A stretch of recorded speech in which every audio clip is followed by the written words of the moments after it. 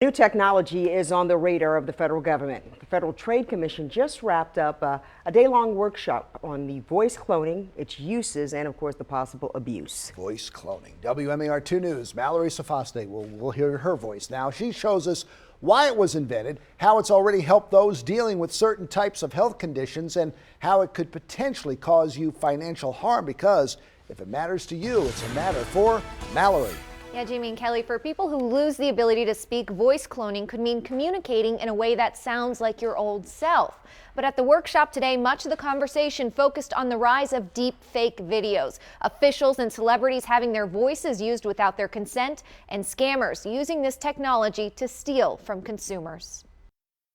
I can just type stuff into a text editor and then push play and it will say it. Text-to-speech has helped those without a voice communicate, but the technology has advanced. Now the voice can sound like your own. We first really got involved in this when we copied Roger Ebert's voice. Sarah Prock in Scotland is one of several companies offering voice cloning software. In addition to Ebert, they recreated the voice of a longtime Washington radio correspondent. The U.S. Supreme Court has basically punted on the issue of legislative gerrymandering after a rare neurological disorder made it hard for him to speak. And they helped a 12-year-old quadriplegic boy with cerebral palsy sound his age. I'm Andrew, a synthesized Scottish accented child's voice from Sarah Prock. And you realise how important it is to them, how personal it is to them, how much it is part of their being, really, to be able to speak. Our voices are part of our identity, some that are so recognizable.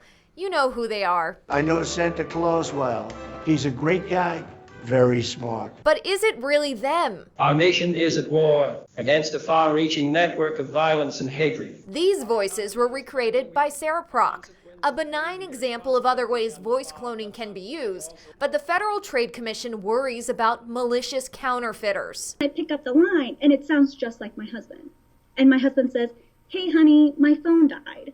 I had to borrow a phone from my friend because I forgot we had a payment to make and that's due today. Could you please make that payment?" Even without voice cloning, many have fallen victim to scammers pretending to be a grandchild. Could there be something that alerts you that, hey, this might not actually be the real person on the other line, even though they sound similarly like the real person? These are questions the FTC hopes to have answered by industry experts in a public workshop. How they are distinguishing between a real human voice, your real voice, and then a potential clone of your voice. And the ethics of voice cloning. Can anyone take clips of your voice and recreate your sound without permission?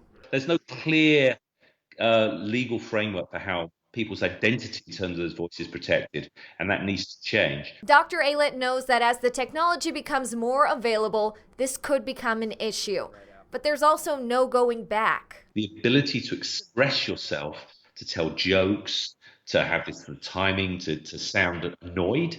You know, I mean, these things are things we take for granted when we have a normal voice. And for now, it's being used to help those who've been silenced speak again.